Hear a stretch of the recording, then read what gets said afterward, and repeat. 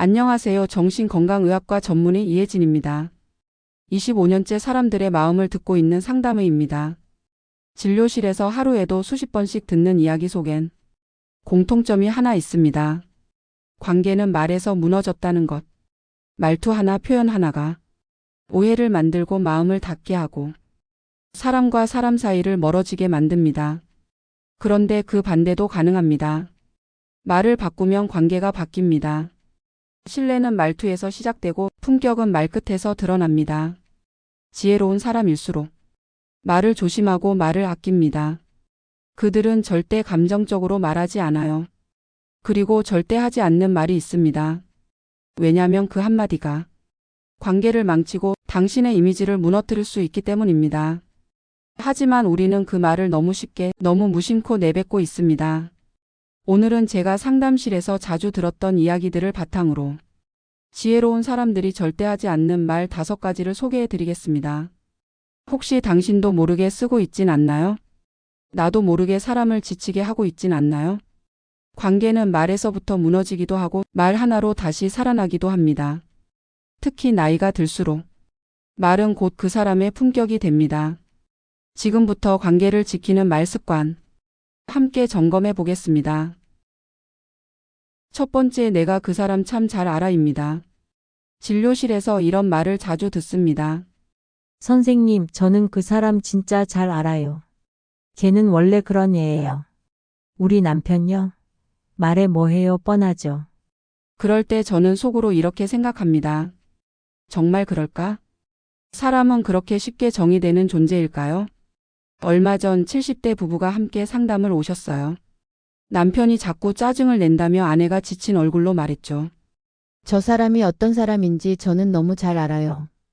40년을 같이 살았거든요. 하지만 대화를 나누다 보니 남편은 이렇게 말했습니다. 요즘은 내가 말하면 또 아내가 상처받을까봐 그냥 말하는 걸 포기해버립니다. 아내는 깜짝 놀라셨어요. 40년을 같이 살았지만 그 마음은 처음 듣는 이야기였거든요.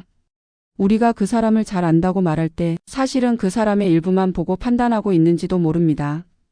그 사람이 침묵하는 이유, 화를 내는 이유, 무표정한 이유 뒤엔 우리가 모르는 다른 이야기가 숨어 있을 수 있습니다. 지혜로운 사람은 사람을 쉽게 판단하지 않습니다. 그들은 안다고 단정하지 않고 더 알아가고 있다고 말합니다. 이 말의 힘은 생각보다 큽니다. 단정하지 않을 때 관계는 여지를 가집니다. 여지가 있을 때 변화가 시작됩니다. 제가 진료실에서 배운 건 이겁니다. 내가 그 사람 참 잘 안다는 말은 관계를 멈추게 만들고 아직 잘 모른다는 말은 관계를 다시 흐르게 만든다는 것. 지혜는 아는 척에서 나오는 게 아니라 모른다는 걸 받아들이는 데서 시작됩니다. 두 번째는 그 나이에 그게 가능하겠어? 입니다. 진료실에서 나이 이야기는 자주 나옵니다. 특히 새로운 걸 시작하려는 분들일수록 이런 말을 많이 들었다고 해요. 그 나이에 그게 가능하겠어? 지금 시작해서 뭐가 달라지겠어? 늦었어 이제는. 그 말은 겉으로는 현실적인 조언처럼 보이지만 사실은 가능성의 나이를 더 씌우는 말입니다. 듣는 사람의 열정을 꺾고 자신에 대한 믿음까지 흔들리게 만듭니다. 60대에 피아노를 시작한 분이 계셨습니다. 처음엔 손가락이 굳어서 한 곡을 치는데도 몇 달이 걸렸죠. 그런데 2년이 지나 손주 생일에 작은 연주회를 열었습니다. 가족들이 놀라서 물었습니다. 어떻게 이 나이에 이걸 해내셨어요? 그분은 이렇게 대답했습니다. 그 나이니까 더 간절했어요. 지혜로운 사람은 나이를 한계로 보지 않습니다. 오히려 지금까지 쌓아온 경험이 무엇이 중요한지를 더 잘 알게 해준다고 말합니다. 지금 시작해도 늦지 않아요. 다만 방향이 중요하겠죠. 이런 말은 조언이 아니라 존중입니다. 그 나이에 그게 가능하겠어라는 말은 남을 막는 말이면서 동시에 나 자신도 가두는 말입니다. 나도 이 나이엔 안 될 거야. 지금 시작해봐야 무슨 소용이 있겠어. 이런 생각이 마음에 자리 잡게 됩니다. 지혜로운 사람은 늦게 시작한 사람의 눈빛을 믿습니다. 나이를 말하지 않고 동기를 물어봅니다. 그걸 왜 하고 싶으세요? 지금 왜 그걸 선택하셨나요? 사람은 언제든 바뀔 수 있고 지금부터가 가장 의미 있는 순간일 수도 있습니다. 가능성은 나이에 밀리지 않습니다. 다만 우리의 말이 그 가능성을 밀어낼 수는 있습니다. 세 번째 말은 그건 다 내 잘못이야입니다. 이 말은 문제의 원인을 한 사람에게만 돌리는 말입니다. 진료실에 오시는 부부들 사이에서도 가장 자주 나오는 말 중 하나입니다. 당신 때문에 이렇게 된 거야. 그때 당신이 그렇게만 안 했어도. 하지만 대화를 조금 더 나누다 보면 문제는 언제나 한쪽에서만 생기지 않는다는 걸 알게 됩니다. 누구 하나의 탓으로만 끝낼 수 있는 일은 많지 않습니다. 인생을 오래 살아본 분들일수록 이렇게 말씀하십니다.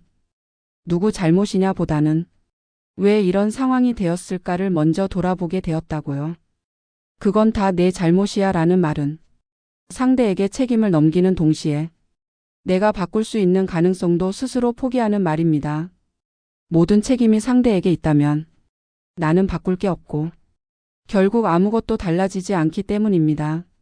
한 어르신이 진료실에서 이렇게 말씀하셨습니다. 우리 아들이랑 사이가 멀어진 건 다 며느리 때문이에요. 내가 말만 하면 싫어하고 연락도 피하고 아들이 변한 것도 다 그 애가 만든 거예요. 하지만 상담을 이어가며 그분은 어느 날 이렇게 말씀하셨습니다. 제가 좀 예민하게 굴었던 것 같아요. 며느리도 제 눈치를 많이 본 것 같고요. 말투 하나에 상처받았을 수도 있겠죠. 그날 이후 어르신은 며느리와 조금씩 다시 대화를 시작하셨고 오랜만에 손주 사진도 받아보셨다고 했습니다. 상황을 바꾸는 건 상대가 아니라 내 말투, 내 반응, 내가 만든 공기일지도 모릅니다. 그걸 조금씩 인정할 수 있을 때 서로의 사이도 달라지기 시작합니다. 네 번째 말은 나는 원래 그런 사람이야입니다. 이 말은 듣는 사람을 가장 답답하게 만드는 말입니다. 더 노력하지 않겠다는 선언처럼 들리기 때문입니다. 진료실에 오시는 분들 중엔 이런 얘기를 하시는 분들이 종종 있습니다. 선생님, 저는 원래 말이 좀 거칠어요. 저는 성격이 직설적이라서 어쩔 수 없어요. 그런데 그 말 뒤엔 꼭 그래서 가족들이 저한테 지쳐요. 라는 말이 따라 붙습니다. 나는 원래 그런 사람이야. 이 말은 자신의 말과 행동을 변화시킬 가능성에서 스스로 물러서는 말입니다. 그 말에는 어쩌면 지쳐버린 마음이나 오래된 자기 실망이 숨어 있을 수도 있습니다. 하지만 지혜로운 사람은 그 지점에서 멈추지 않습니다. 한 할아버지 환자분이 계셨습니다. 평생 가족에게 말이 거칠었고 손주 앞에서도 쉽게 화를 냈던 분이었습니다. 그분이 어느 날 이렇게 말씀하셨습니다. 나도 손주랑 웃으면서 얘기해보고 싶어요. 그런데 그게 참 어렵네요. 저는 이렇게 말씀드렸습니다. 어렵다는 건 아직 가능성이 남았다는 뜻입니다. 못하는 게 아니라 안 해봤던 거죠. 그 뒤로 그분은 화가 올라올 때마다 잠깐이라도 말수를 줄이는 연습을 하셨습니다. 손주가 놀러 오면 일부러 물어보셨어요. 오늘은 뭐 재밌는 거 했니? 그렇게 한 달, 두 달이 지나고 나서 그분은 이렇게 말하셨습니다. 내가 원래 그런 사람이 아니었을 수도 있겠네요. 다만 그렇게 살아왔을 뿐이죠. 지혜로운 사람은 과거의 패턴이 미래를 결정하지 않는다는 걸 압니다. 나는 원래 그런 사람이야 라는 말 대신 앞으론 달라지고 싶어. 이런 말이 관계를 살립니다. 사람은 평생 바뀔 수 있습니다. 단지 바뀌고 싶다고 말하는 데서부터 시작되는 것뿐입니다. 다섯 번째 말은 나 때는 말이야입니다. 이 말은 어쩌면 세상에서 가장 많이 오해받는 말일지도 모릅니다. 진짜 의도는 내가 겪었던 어려움을 나누고 싶어서 또는 도움이 될까 해서 꺼낸 말인데 상대는 이렇게 받아들이죠. 또 시작이다. 내 얘기는 들을 생각도 안 하네. 특히 자녀나 손주 세대와의 대화에서 이 말은 조언이 아니라 경쟁처럼 들릴 수 있습니다. 진료실에서 한 어르신이 말씀하셨습니다. 요즘 애들은 고생을 안 해봐서 그래요. 우린 군대도 다녀오고 밥 굶기도 했는데. 그런데 얘기를 듣던 며느리가 조용히 말했습니다. 아버님, 저는 요즘 아이 키우면서 하루에 3시간밖에 못 자요. 요즘은 요즘 나름대로 전쟁이에요. 그 말에 어르신은 말없이 고개를 끄덕이셨습니다. 그날 이후 그분은 이런 표현을 쓰기 시작하셨습니다. 내가 겪은 건 이랬어. 혹시 너한텐 어떤 게 어려워? 이 말은 서로의 세대를 비교하는 게 아니라 서로의 세상을 이해하려는 태도였습니다. 지혜로운 사람은 자신의 과거를 자랑하기보다 상대의 현재를 물어봅니다. 내가 들려주고 싶은 이야기를 꺼내기 전에 먼저 이렇게 묻습니다. 요즘은 어때? 내 얘기도 좀 들려줘. 나 때는 말이야 라는 말은 때로는 자랑처럼, 때로는 훈계처럼 들릴 수 있습니다. 하지만 결국 관계에서 남는 건 누가 옳았냐가 아니라 누가 들어주었느냐입니다. 지혜로운 사람은 경험을 무기로 쓰지 않습니다. 경험을 다정하게 꺼낼 줄 아는 사람입니다. 지금까지 지혜로운 사람이 절대 하지 않는 말들을 살펴봤습니다. 그렇다면 지혜로운 사람은 어떤 말을 할까요? 진료실에서 오랜 시간 사람들과 대화를 나누다 보면 공통된 말버릇이 하나 있습니다. 그들은 결코 말을 많이 하지 않습니다. 대신 말을 고릅니다. 그리고 이런 말을 자주 씁니다. 당신은 어떻게 생각하세요? 그럴 수도 있겠네요. 내가 틀렸을 수도 있어요. 고맙습니다. 미안해요. 생각해 볼게요. 이 말들의 공통점은 상대의 생각을 열어주고 관계를 부드럽게 만들며 감정을 정리해주는 말이라는 점입니다. 말 한마디로 상대를 이기려 하지 않고 상대가 나와 함께 설 수 있도록 자리를 만들어주는 말입니다.